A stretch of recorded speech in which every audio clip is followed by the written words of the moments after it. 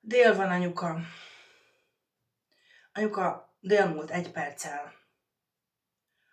Figyelj, anyuka, dél múlt 3 perccel, most mondtam el, ne kérdezz meg többször, kérlek szépen. Dél múlt 6 perccel. Anyu, dél múlt 10 perccel, hagyd abba. Kérlek szépen, hagyd abba. Ne kérdezz meg többször, most mondtam el. Ismerős? Hát igen, szóval ez egy különösen frusztráló demencia tünet, aminek a neve ismétlődő kérdések, amit egyébként kibővíthetnénk ismétlődő sztorikra is, mert van olyan, hogy mindig ugyanazt a sztorit meséli el, és ismétlődő cselekvésekre is, ami talán a legjellegzetesebb az Alzheimer második felében a kulcsok keresése, az ajtókulcs, az ablak becsukása, az ajtó kinyitása, be van-e zárva, ki van-e nyitva, és ez a terület. Hát be kell, hogy valljam, itt az elején egy ilyen személyes vallomással indítanék, hogy szóval be kell, hogy valljam, hogy nekem ez a tünet volt, ami kifogott rajtam, és ezért a cégnél, ahol dolgoztam, beszéltem is a kellő emberrel, és azt mondtam, hogy engem ne küldjetek olyan helyre, ahol ez a tünet jelen van, mert érzem, hogy nekem ez meghaladja a tűrőképességemet.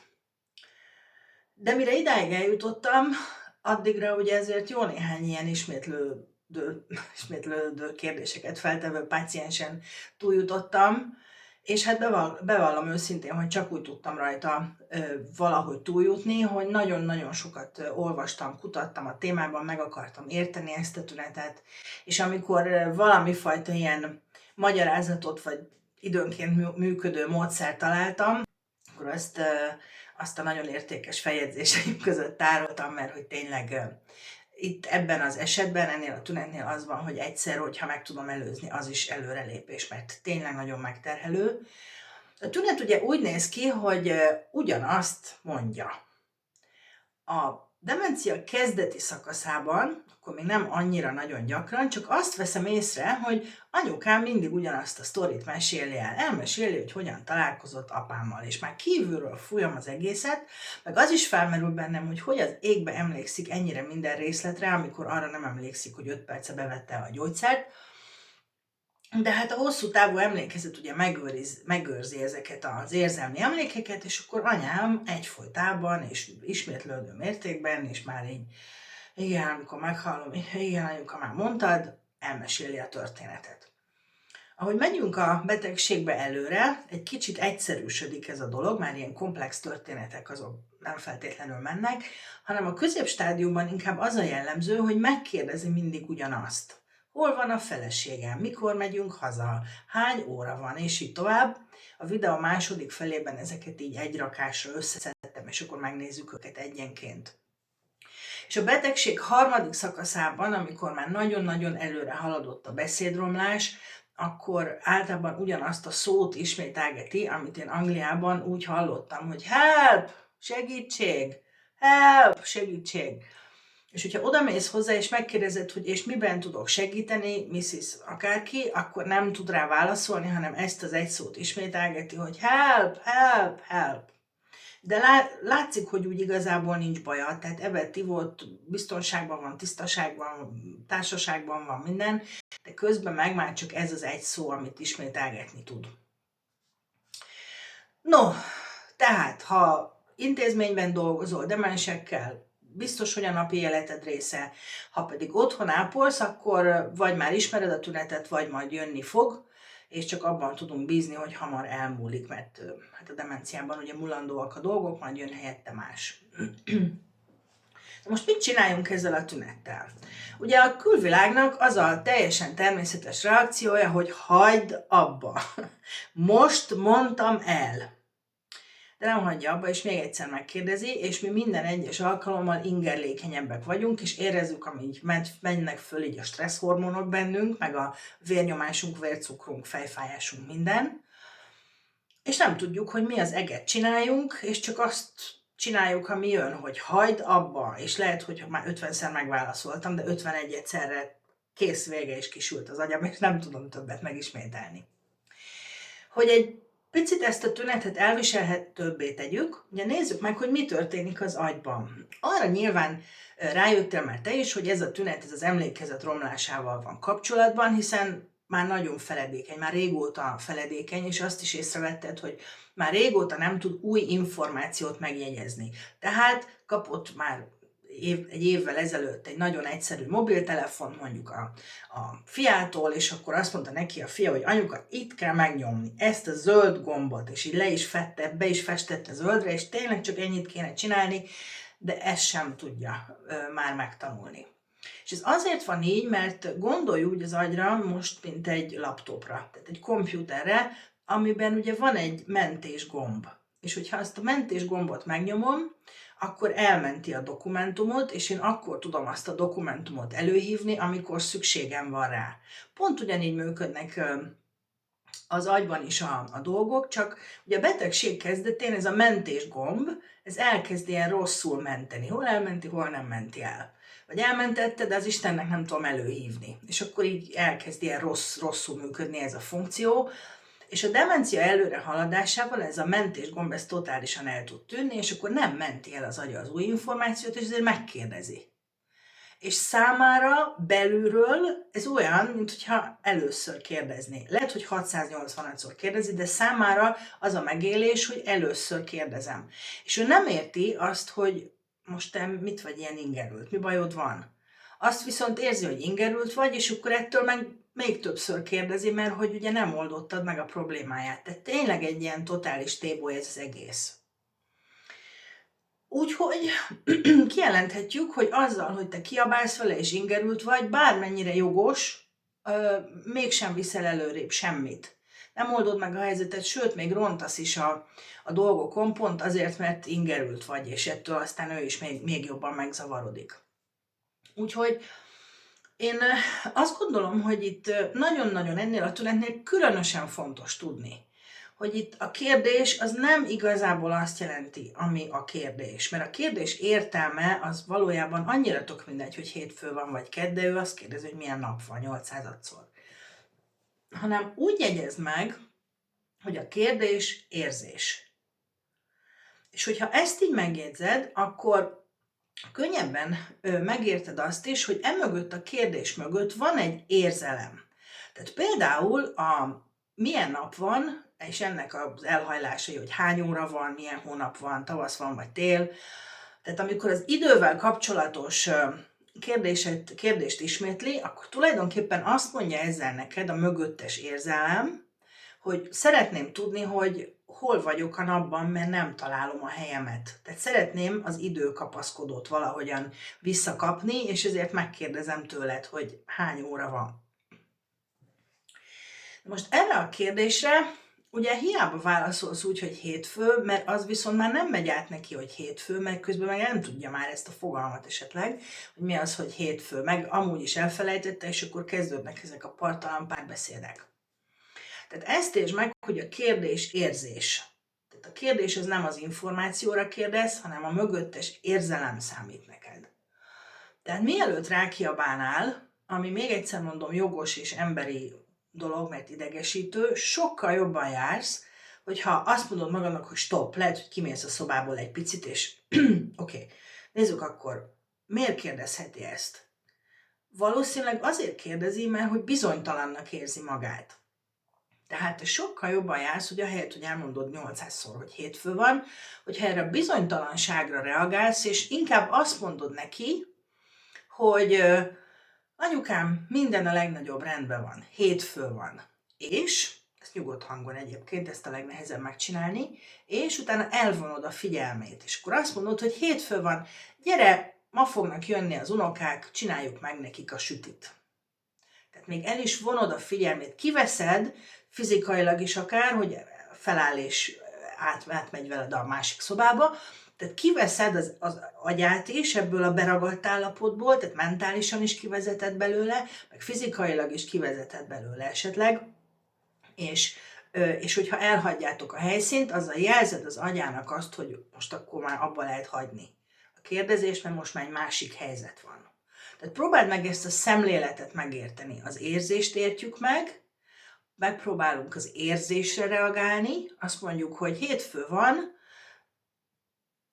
meg is kérdezhetjük, hogy van valami terved mára? Nyilván nincs neki terve mára, de attól még az érdeklődést, hogyha ugye az érdeklődés felváltja az ingerültséget, akkor már megint előrébb vagy egy picit. És aztán utána el is vonom a figyelmét, tehát megpróbálom azt a kapcsolót valahogy, ami ott beragadt és ismételgeti ugyanazt, hogy lekapcsolni és jelezni az agyának, hogy elmentünk ebből a helyzetből. Tehát ez a szemlélet. A kérdés, érzés. Úgyhogy nézzük meg azokat a leggyakoribb kérdéseket, amiket így igazából saját tapasztalatból osztok meg veletek, ezek nem ilyen tudományos kutatások, hanem amiket én annak idején, amikor megpróbáltam ezzel a tünettel így megbirkózni, akkor felírtam magamnak, és tényleg megpróbáltam mindig úgy reagálni, hogy hát kibírjam én is nyilván, meg hogy neki se legyen rossz, mert neki is rossz az, hogyha ingerült a légkör. Úgyhogy lepillantok itt a jegyzeteimre, és már is mondom. Tehát az első az időre vonatkozó, milyen nap van, mikor ebédelünk, hány óra van, ebédeltünk-e már, és ezek a dolgok, ezeket mindig próbáld meg, tehát úgy felfogni, hogy az időben elveszés van mögöttük, egy ilyen bizonytalan állapot, és akkor nyugtasd meg valahogyan. Tehát ezzel a fajta, úgy hívják ezt különben, hogy terápiás füllentés, amikor mondunk valamit, ami totálisan nem igaz, de az ő érdekében mondjuk. Tehát gyere, menjünk ki a másik szobába, mert úgyis hamarosan jönnek az unokák, mert hétfő délután szoktak meglátogatni. Tehát egy helyes válasz. De még ennél is fontosabb egyébként, hogy a nyugalmadat őrizd meg, azt tényleg próbáld meg megőrizni. Neked is jobb, mert az állandó ingerültség és idegesítő dolgok hatására a vérnyomásod az egekben, a stresszszinted az egekben, mindenféle negatív folyamatok történnek a te testedben és az idegesség hatására. Tehát próbáld meg így távol tartani magadat ettől. Na, vissza a kérdésekhez. A következő kérdés, ami mindig felmerül, hol van a férjem? Mikor jön a feleségem? Na most ezek a férjek, feleségek, persze lehetnek más emberek is, fiam, lányom, de általában közös jellemzőjük az, hogy vagy már nem élnek, vagy messze laknak, vagy egyébként is ritkán jönnek látogatni, és akkor ugye mit mondjunk? Nagy kérdés, hogy meg kellene neki mondani, hogy a férje meghalt. Nem kell neki megmondani, és ennek is az az oka, hogy az információt azt lehet, hogy abban a pillanatban megérti, de olyan, mintha először hallaná, sőt, ő az ő szempontjából először hallja. És át fogja élni azt a gyászt, hogy meghalt, úristen, meghalt, és akkor 20 éve meghalt már 100-szor elsirattuk, de valahogy az ő agyában mégiscsak úgy maradt meg, mint valaki, aki a biztonságot jelenti, és ugye keresi. És emögött a kérdés mögött is érzelem van, és az érzelem valószínűleg úgy szól, hogy el vagyok veszve, és szeretnék biztonságban lenni. És a Józsi, akit keresek, jelentette nekem a biztonságot. És ő hol van, és mikor jön. Tehát ebben az esetben is a legjobb reakció, amit tehetsz, azon az elven alapul, amit elmondtam, hogy Józsi nem sokára jön. Itt egyébként szörnyű ilyen óriásiakat hazudni, de néha muszáj. Józsi nem sokára jön, gyere, addig is készítsük neki elő az uzsonnáját. Tehát el is ismertem az érzelmet, meg mondtam is rá valami pozitívat, meg el is vontam a figyelmét, kivontam őt ebből a helyzetből mentálisan és akár fizikálisan is. A következő ilyen kérdés, amit nagyon gyakran feltesznek, az így szól, hogy mikor megyünk valahova. Ez nagyon rokon egyébként azzal, hogy haza akarok menni, amire egy külön videót is készítettem, de hogy mikor megyünk a templomba, a gyerekekért, a munkahelyre, a boltba, a nem tudom hova. Ennek a kérdésnek általában az a mögöttes érzelme, hogy unja magát. Tehát nincs eléggé stimulálva. És akkor az unalom az azt jelenti, hogy az agy nem kap elég stimulációt, és akkor ugye leépülő agynál ilyen furán jönnek ki a dolgok mindig, hogy mikor megyünk már. És hogyha tudod ezt, hogy így alul van stimulálva, tehát unja magát, és vágyik valami fajta cselekvésre, akkor sokkal inkább arra felé tudsz gondolkodni, hogy akkor adjunk neki valami cselekvést. Tehát ismerjük el az érzelmet, valami hiányérzete van, vagy valami unalomérzete van, cselekvés hiánya van. És utána ebben az esetben tud segíteni az, hogy cselekvést adsz neki, tevékenységet biztosítasz neki, fogsz egy nagy darab, egy nagy kosár összehajtogatandó ruhát, vagy párosítandó zoknit, akár lehet is egy ilyen célra feltárolt ruháskosár, és azt odaadod neki. És ezzel is elvontad a figyelmét, valahogy ezt a kapcsolót át tudod kapcsolni, ami állandóan ismételgeti ugyanazt, mint a beragadt bakelit lemez. Jó, és vegyünk még egyet, ami nagyon-nagyon gyakori, különösen az Alzheimer-kor második felében. Nekem akárhány Alzheimeres páciensem volt, mindegyik csinálta azt, hogy zárak, kulcsok körüli ilyen téboly.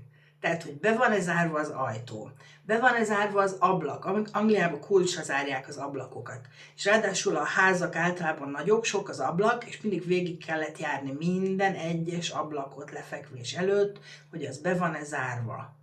Akkor is, ha tényleg senki nem járt arra, mert egy tanyán laktunk, meg a ház is 3 emeletes volt, és ha jött volna valaki, se tudna fölmászni oda csak létrával, tényleg ilyen abszolút elképzelhetetlen, hogy valaki oda jöjjön, de akkor is az összes ablakot végig kell járni, és meg kell győződni, hogy be van-e zárva, meg az ajtó is. És nem elég egyszer, hanem ez be tud ragadni. És akkor aztán órákon keresztül járjuk az ablakokat, meg az ajtókat, meg nyitjuk, meg csukjuk, meg meggyőződünk, meg... Szóval ezeknek rendben kell lenni. Ennek egy ilyen mellékága a kulcs, hogy a kulcs megvan-e, biztosítva-e a zsebemben, meg kell nézni, vagy ott van-e a helyén, azt is, kulcs is rendben kell, hogy legyen.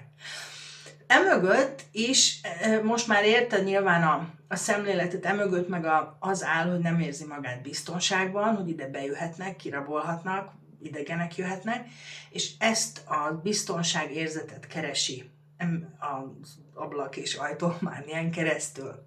Tehát sokkal jobban jársz, hogy igen, járjuk végig a házat, hogyha arra van szükség, de közben meg biztosítsd arról, hogy ő a legnagyobb biztonságban van. Itt vagyok, vigyázok rád, minden rendben van, igen, becsuktam, igen, kinyitottam, igen, itt a kulcs, és érezze azt, hogy komolyan veszed, mert az érzelmeket mindig komolyan kell venni. Az érzelmek soha nem hazudnak.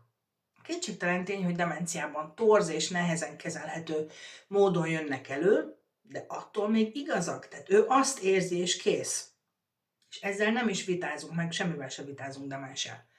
Tehát ezeket a dolgokat kell megértened, hogyha te elismered az érzelmet, tudod, hogy egyáltalán mi az a mögöttes érzelem, és ha valami fajta nyugodt hangon előadott ilyen megoldást kínálsz neki, akkor még az is lehet, hogy abba hagyja a kérdezgetést és sztorizást és ismétlődő cselekvéseket.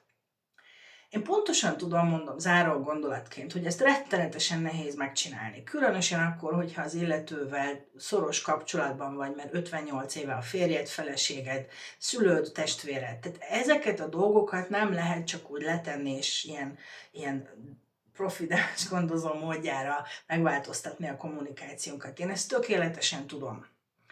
De arra a szemléletre bíztatlak, hogy muszáj magadat is védened, hiszen nem úszhatsz állandóan stresszhormonban és őrült vérnyomással és vércukorral és egészségi problémákkal, hanem muszáj magadra figyelned, és azzal, hogyha meg tudod őrizni a nyugalmadat legalább néha, azzal saját magadnak nagyon jót teszel, a saját egészségedet véded vele, és neki is jót teszel, mert hogy neki is jobb egy nem ingerült környezetben létezni, és neki meg még az is jó, hogy tudja azt, hogy megkapta végre azokat a kapaszkodókat, amiket a bizarr megnyilvánulásain keresztül keresett. Tehát, hogy valaki megértette őt, hogy megértésre talált. És ez a megértésre találás, az megint egy olyan alapemberi igény, ami megmarad halálig, és mindig mindenki arra vágyik, hogy őt megértsék. És a demens is arra vágyik, hogy őt megértsék, és hogyha ezt valahogy el tudod érni, akkor tényleg mindenkinek jót teszel, és egy picit könnyebbek lesznek a hétköznapok. És záró gondolatként muszáj ide tennem azt a mondatot, hogy a betegség beszél, nem az ember. A betegség cselekszik, nem az ember. Tehát nem kínozni akar, nem megőríteni akar a kulcsajtó és ismételgetett mondatokkal, hanem ennyi maradt az agy kapacitásából, és ő azt teszi, amire még képes. Úgyhogy én abban a reményben köszönök el, hogy ma is egy nagyon fontos dologra hívtam fel a figyelmedet, és talán egy fajta megoldást vagy szemléletváltást is tudtam neked javasolni, amivel egy kicsit könnyebbek lesznek a hétköznapok, úgyhogy én most elköszönök, és hamarosan jövök a következő demencia tünettel. Sziasztok!